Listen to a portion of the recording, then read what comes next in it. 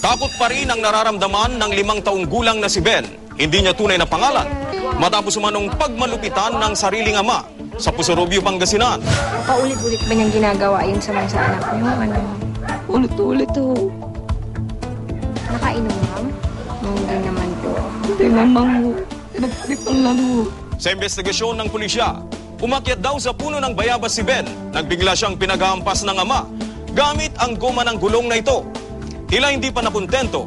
Sinakal pa umano ng amang anak. Saka inihulog sa tinatayang 6 na talampakang lalim na hukay sa kanilang bakuran.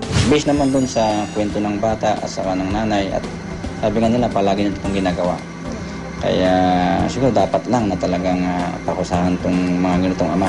Mariin namang itinanggi ng ama ni Ben ang paratang. Aniya, napalo lang niya ang anak. Pinalo ko madam lang, di ko ginanyan. Ipinasuri na rin sa doktor si Ben at nakitaan ito ng sugat at pasa sa kanyang leeg at likuran. Sinampahan na ng kasong paglabag sa RA 7610 o child abuse ang suspect. Pagdidisiplina sa mga bata ay dapat nasa tamang lugar. Hindi naman kailangan nilang saktan na ganito at dapat kausapin nila ng maayos. Dismayado naman ang Municipal Social Welfare and Development sa nangyaring insidente. Sa ngayon, nagkikipag-ugnayan na sila sa pulisya para tutukan ang kaso. Patawag po natin sila dito, alamin natin kung ano hong problema, bakit niya ginaganon yung bata.